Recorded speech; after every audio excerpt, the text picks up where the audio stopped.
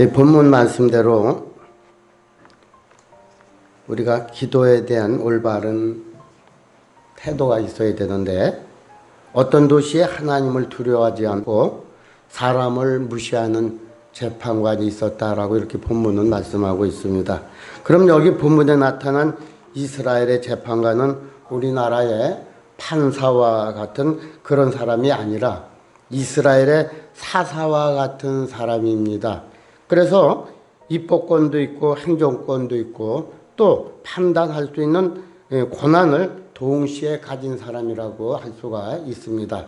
그런데 이 사람이 재판관임에도 불구하고 하나님을 두려워할 줄 모르고 사람을 존중히 여길 줄 모르는 그런 사람입니다. 그런데 어떤 과부가 억울한 일을 만나가지고 여러 차례 재판관에게 자기의 억울함을 호소를 하면서 강청을 합니다. 그러므로 말미암아 그 소원을 이룬다고 하는 것을 주님께서 기도에 대한 비유로 말씀을 하고 있는 말씀인 것입니다. 그럼 우리가 이 비유를 잘못 오해하게 되면은 어떤 문제든지 하나님을 귀찮게 하기만 하면은 마치 과부가 재판관을 번거롭게 함으로 말미암아 응답을 받았던 것처럼 우리가 하나님 앞에서 매달리기만 하면은 응답을 주신다고 하는 쪽으로 우리가 해석하기가 참으로 쉽습니다. 본문 1절을 보면은 항상 기도하고 낙심치 말아야 될 것을 저희에게 비유로 하여 가라사대. 그러니까 사람들은 기도하면서도 늘 쉽게 낙심을 합니다.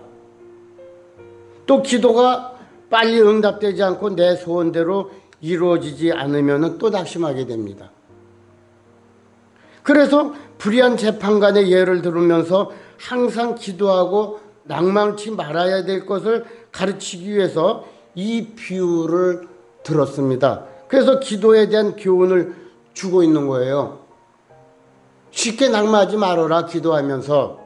그러면 불의한 재판관과 대비를 해서 공의로우신 하나님의 이야기를 하고 있는데, 또 억울한 과부, 아무런 힘도 없는 이 과부와 대칭함으로 살아가는 자녀를 말씀하고 있습니다. 불의한 재판관도 결국은 들어주는데 하물며 공의로우신 하나님께서 보냐, 살아가는 자녀들의 기도에 응답을 하지 않겠느냐, 이것이 비유의 메시지입니다. 그러면 어떻게 해야 기도 응답을 받을 수 있느냐, 이에 대한 질문이 아니라 왜 그리스도인들이 기도의 응답을 받지 못하는가를 가르쳐주는 바로 역설적인 비유입니다. 그럼 기도는 하지만은 낙심하는 사람들이 너무나 많고, 또 쉽게 속단하고 기도의 결론이 나타나지 않는다고 기도하기를 포기하기 때문에 주신 말씀이라고 할 수가 있습니다. 그러면 마지막 때가 되면은 이런 식의 믿음이 많아질 것이라고 이렇게 말씀하고 있습니다. 우리는 하나님 앞에 기도할 때는 정당한 이유를 가지고 기도할 것을 또 당부하고 있습니다. 우리는 본문 속에서 기도에 대한 몇 가지 태도를 배울 수가 있는데, 첫째로 번거롭게 해서 재판관이 이 과부의 요청을 들어준 것이 아닙니다. 예를 들어서 제가 행정적인 어떤 불이익을 갖다가 당함으로 말미암아 관공서에 가서 내 억울함을 계속 하소연한다고 가정을 해보면은 내가 하소연하고 있는 문제가 정당성을 갖지 않는다면은 아무리 부지런히 쫓아다니면서 요청을 해도 아마 이루어지지 않을 것입니다. 우리 문화에는 특별히 산을 찾아서 산기도하는 사람이 많습니다. 무속적인 추억이 있기 때문에 기왕에 기도하려면 산에를 가서 기도하는 게 조금 더 낫다고 생각을 합니다. 그런데 외국 사람, 특히 우리는 미국하고 접촉을 많이 하고 미국 목사들하고 접촉을 많이 하고 있습니다만은 거기 사람들은 산에 가서 기도하는 일이 별로 없다는 거예요. 미국 사람들은 한 10분, 15분 정도 흔들흔들 이렇게 앉아서 기도하다가는 커피 타임을 갖고 또 1시간 정도 차 마시고 또 교제하다가 또 기도 시간을 마친다고 하는 거예요. 그러니까 그 사람들은 기도 시간이 많지 않다는 겁니다. 우리 시기로 철야 기도하면서 산에 가서 소나무 뿌리라도 그냥 뽑아질 거 그냥 그냥 흔들어대면서 얼마나 기도 많이 하는 우리 한국 사람이 기독교인인지 몰라요.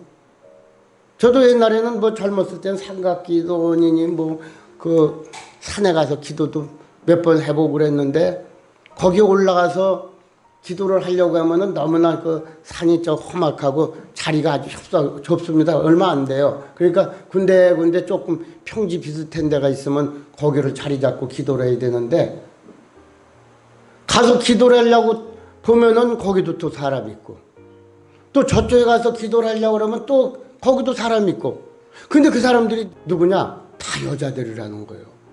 얼마나 극성스러운지 모릅니다. 한국 사람들 기도하는 모습 보면 깜짝 놀래요. 정말요. 산마다 그냥 조그만 공간만 있으면 전부 가서 채워져 있어요. 뭐 새벽에 보면 또 판초 다 뒤집어 쓰고 있습니다. 얼마나 기도를 열심히 하는지 몰라요. 우리가 더 정성을 쏟고 기도도 쏟고 시간도 많이 투자를 해서 기도를 하는데 조금밖에 기도 안 하는 그들보다도 왜 기도 응답이 적으냐는 거예요. 거기에 굉장한 갈등을 느끼게 됩니다. 왜 더 많이 하면 좋은 것이고 더 열정으로 기도하면 좋은 것인데 그 미국 사람들은 보면은 그냥 10분이나 15분 기도하고 또 커피 타임 갖고 조금 또 기도하다가 또 교제 시간 갖고 그러다가 기도가 끝난다는 거예요. 그런데도 불구하고 그들이 훨씬 우리나라 사람들보다도 응답을 잘 받는다는 거예요. 왜 그럴까요? 굉장한 거기에 갈등이 느껴지지 않습니까, 여러분들? 우리의 의식 속에는 지성이면 감천이라고 하는 무속적 바탕을 깔고 있고 시성 기도가 바탕으로 깔려 있습니다. 그래서 지금 이 과부가 재판관을 번거롭게 하고 괴롭게 했기 때문에 응답을 받았다고 하는 곳에서 메시지를 찾으면 안 돼요. 그보다도 먼저 정당하고 합당한 이유를 가지고 갔다는 것에서 더 중요한 응답의 요건이 있음을 알아야 된다 이겁니다. 야고보서에서 보면은 너희가 얻지 못하면 구하지 아니하며 또 구하여도 얻지 못하면 정욕을 위해서 잘못 구함이라 이렇게 말씀하고 있습니다. 그럼 인간의 욕심이나 자기의 이기적인 욕망을 위해서 기도할 때는 그것이 오히려 열심히 내면 낼수록 더 많은 불이익을 가져온다라고 이렇게 말하고 있어요.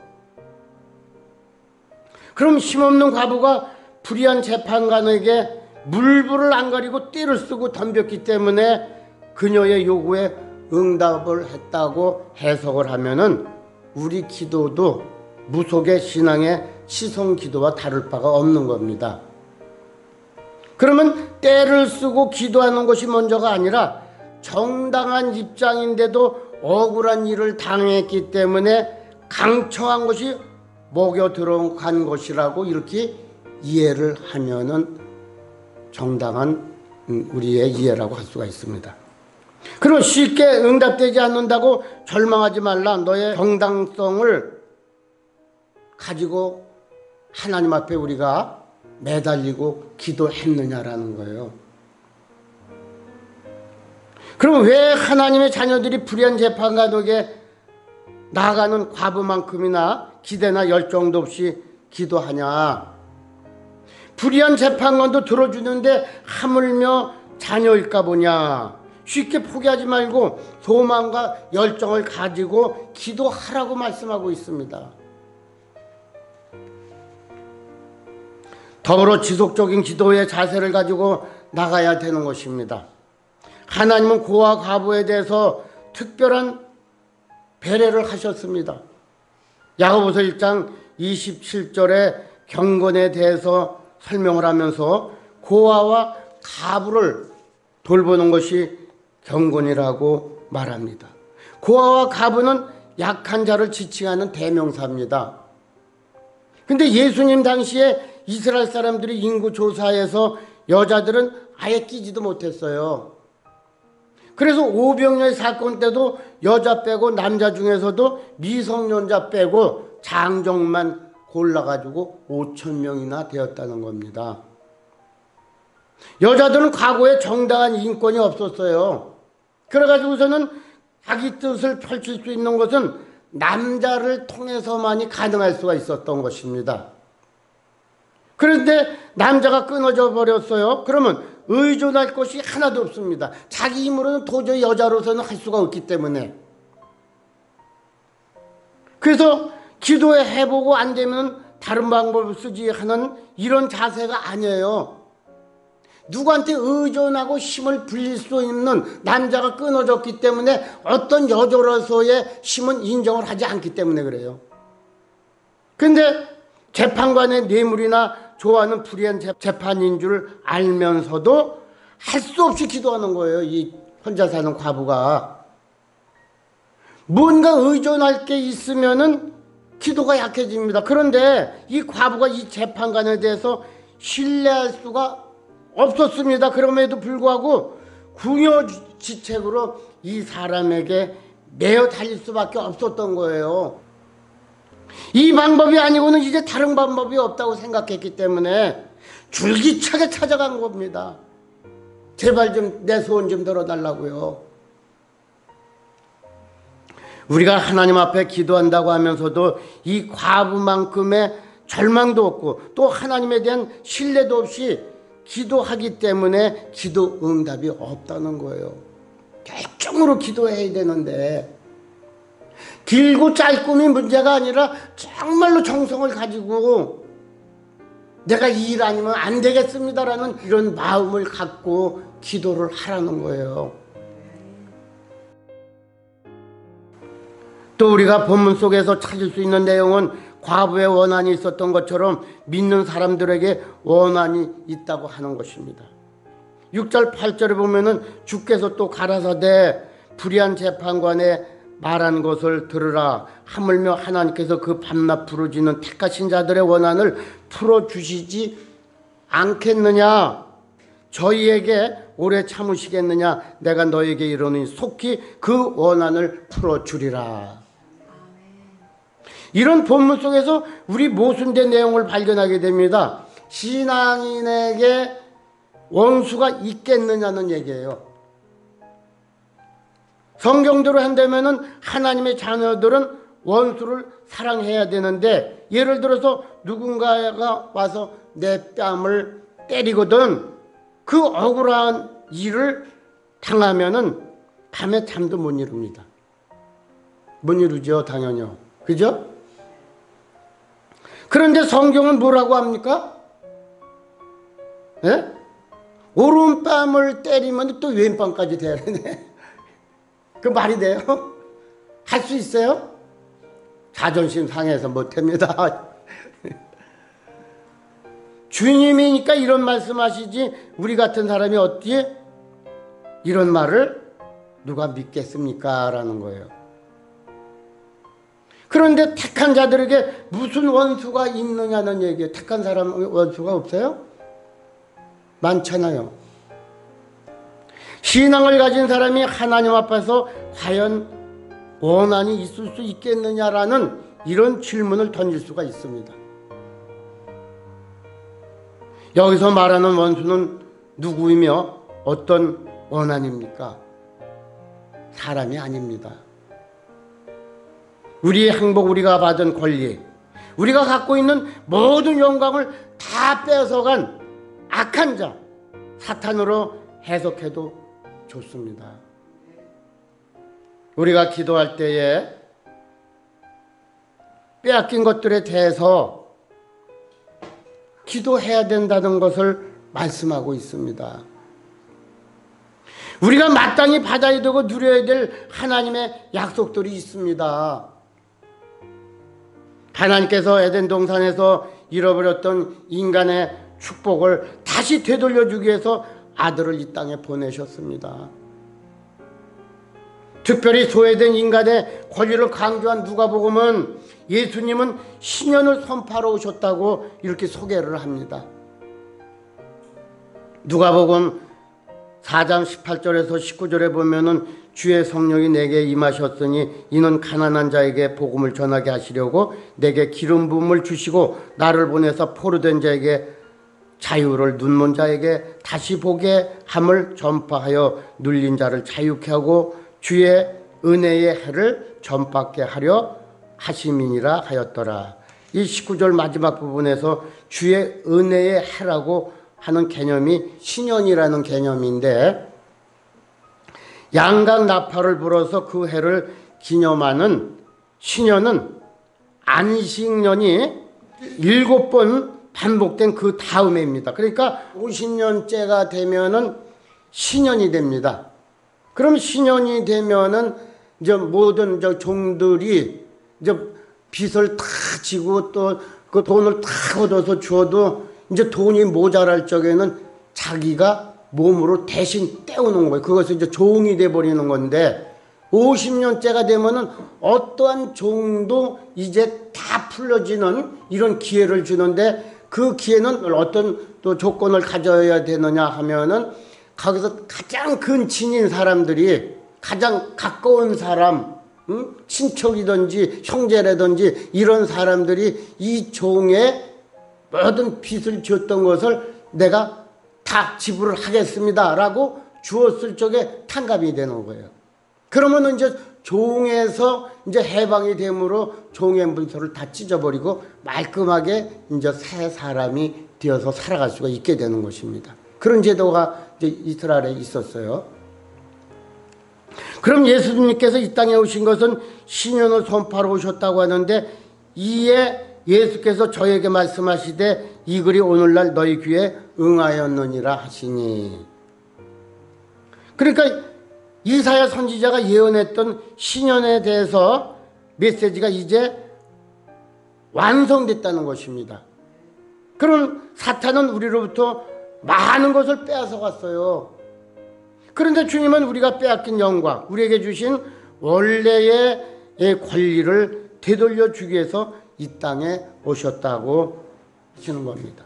이것이 누가복음의 메시지입니다. 그러면은 많은 사람들이 자신의 필요를 위해서 몇 번 기도를 해보다가 응답이 나타나지 않으면 쉽게 속단을 하고 포기를 하는 사람이 너무나 많습니다. 그러면 건강을 위해서 기도했는데 응답이 없으면은 이것은 아니구나, 뜻이 아니구나 하면서 포기해버립니다. 또 자녀를 위해서 얼마쯤 기도해보다가 응답이 없으면 또 기도를 포기합니다. 문제 해결을 위해서 기도하고 자유를 위해서 기도하고 경제적인 문제를 해결하기 위해서 기도하다가도 어느 정도 기도의 응답이 없으면 체념해버리고 쉽게 포기하는 사람이 너무나 많이 있다는 겁니다. 그럼 이것이 정당한 기도의 자세가 아니라는 거예요. 우리의 기도할 때 신년에 근거한 기도를 드릴 수 있어야 된다 이겁니다. 그것은 내가 정당하게 받아야 될 권리고 내가 누려야 될 축복이 무엇인가를 알고 요청해야 된다는 거예요. 그것은 본문은 원한이라고 표현하고 있는데, 예수 믿는 사람들의 가슴 속에 사람에 대한 원한이 아니라 우리를 불행하게 만들고 우리를 저주 가운데 빠뜨리고 또 하나님으로부터 멀어지게 하는 죄, 사망의 세력, 어둠의 권세에 대한 원한이 있어야 되는 거예요. 빼앗긴 것에 대한 우리의 정말로 원통한 마음을 가져야 되는, 억울한 마음이 있어야 된다 이겁니다. 왜 우리가 다 하나님의 자녀라고 한다면은 풍성한 삶을 우리가 누릴 자격이 분명코 있는데도 불구하고 우리가 왜 이렇게 피폐한 이런 생활을 하고 있느냐에 대한 이런 원한을 가지고 우리가 하나님 앞에 기도해야 된다는 거예요. 죄를 즐기고 마귀에 적당한 타협하면서 사람들을 미워하는 사람이 많이 있습니다. 사람은 우리의 원수가 아닙니다. 바벨론 포로 상태에서 이스라엘의 자유와 해방을 얻게 되었을 적에 자유를 원하고 귀국한 포로들도 있었습니다. 바벨론 땅에서 적당히 무사안이란 상태를 즐기면서 돌아오기를 거절한 포로들도 많이 있었다고 하는 거예요. 응? 애굽을 건너오지 않고 있었던 사람들. 그저 함께 얻어먹고 육신 편안한 것을 인생의 목적으로 생각했던 사람들은 그냥 노예로 머물러 있었다는 것입니다. 그러나 자유와 평등을 원했던 노예들은 스스로 독립하는 것이 경제적인 어려움이 있다고 할지라도 거기에 진정한 인생의 가치가 있음을 깨닫고 해방을 원했다는 것입니다. 그래서 정말로 그 어려움을 무릅쓰고 많은 위험을 무릅쓰고라도 우리는 애굽에서 나가야 되겠다는 이런 사람들은 모두가 다 나오게 된 거예요. 유감스럽게도 구원받은 하나님의 백성들 중에서도 끊임없이 살아가는 사람이 많이 있는데 마치 광야에 나온 백성들처럼 과거보다는 좀 더 나은 생활을 주겠지 하는 것이 많은 기독교인들의 기도입니다. 성경에서 잘 살아야 된다, 풍요롭게 살아야 된다는 이런 개념은 애굽에서는 돼지고기를 먹었는데 예수 믿고 나서는 쇠고기를 먹게 됐다는 그런 개념이 아닙니다. 하나님은 우리의 원한을 풀어주시는 하나님이십니다. 이사야서 51장 22절에 내 주 여호와 그 백성을 신원하시는 내 하나님이 이같이 말씀하시되, 신원이라는 말은 원수를 갚아준다는 뜻입니다. 데살로니가전서 4장 6절에 이 일에 분수를 넘어서 형제를 해하지 말라. 이는 우리가 너에게 미리 말하고 증거한 것과 같이 이 모든 일에 주께서 신원하여 주심이니라. 신원하여 주신다는 것은 사람의 원수를 갚아주신다는 내용입니다. 그러면 한이 있습니까, 여러분들? 억울한 일이 혹시 있어요? 그냥 무마하고 합리화시켜서 대강 덮고 넘어갈 것이 아니라 하나님의 약속을 봐야 되는 겁니다. 예수님이 누구고 그가 왜 오셨는가를 알게 되면은 우리 하나님 앞에서 기도할 때 한을 가지고 기도하게 된다 이거예요. 억울해가지고. 이 억울함을 못 느끼면 안 되는 겁니다. 한을 가지고 우리가 내 뺏겼던 모든 고난과 축복과 이런 모든 풍성함을 우리는 되찾기 위해서 한을 가지고 기도해야 되는 거예요. 이 축복이 하나님이 약속하셨는데도 불구하고 왜 우리가 이때까지도 비편 이런 어려운 삶을 살아야 됩니까? 라고 하나님 앞에 간절한 요구가 있어야 된다 이겁니다. 여러분 한 많잖아요. 다 저나 여러분들. 이걸 억울해할 수가 있어야 된다 이겁니다. 왜 여러분들은 억울해하지 않고 고민하지도 않습니까? 억울한 삶을 이렇게 살아가고 있는데도 불구하고 왜 아무런 하나님 앞에 요구와 간구하고 강청함이 없습니까? 때를 써서라도 받아내야죠. 하나님, 이것은 내가 정당하게 받아야 될 권리입니다. 축복은 내가 정당하게 받아야 될 권리입니다. 하나님이 약속하신 약속 아닙니까? 라고 하는 강청함이 있어야 된다 이겁니다. 지금은 억울하게 당하고 있습니다. 분명한 기도의 목적이 있어야 되는 거예요. 작년보다도 더 나은 빵을 위한 기도가 아니라 더 깊은 차원의 목표가 있어야 된다 이겁니다. 불의한 재판관과 과부의 관계는 법적 관계입니다. 신분 관계가 아닙니다. 또 재판관이 권위를 갖고 있기 때문에 그가 억울하게 판결을 내렸다 해서 과부가 항변할 수 없는 그런 관계예요. 그러나 하나님과 우리의 관계는 달라요. 생명의 관계입니다. 아버지와 아들의 관계예요. 자식의 관계, 아버지와 자식의 관계. 얼마든지 우리는 그분에게 하나님 앞에 강청할 수 있는 권한이 있어요. 아들이 아버지에게 요구하는데 떼를 쓰는데 무슨 이유가 있겠어요? 내가 갖고 싶은 거 달라고 그러는데 아버지가 안 들어줄 아버지가 어디 있어요? 부모가 어디 있어요? 우리가 강청할 수 있습니다. 매달릴 수 있어요. 정당한 것을 가지고 우리가 말씀을 가지고 하나님 앞에 기도하는데 무슨 문제입니까? 아버지에게 달라고 했는데 자식이 아버지에게 강청하고 있는데 떼를 쓰고 있는데 그것이 무엇이 문제가 돼요?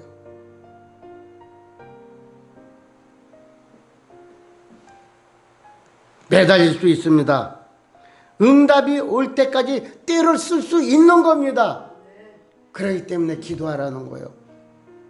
더 강청하시고 간절한 마음 가지고 아버지에게 요구하시고 아버지를 정말로 귀찮게 하더라도 매일같이 똑같은 일을 가지고 기도한다고 해도 아버지는 절대로 외면하지 않으신다는 거예요. 언젠가는 주님이 보고 계시다가 그 정성과 마음을 보시고 우리에게 응답해 주시는 하나님임을 믿고 더욱 우리는 정말로 뜨거운 마음으로 하나님 앞에 아버지 앞에 아주 때를 쓰는 강청함이 있으셔서 가정 속에 풍성함을 누리기를 주님의 이름으로 축원을 드립니다.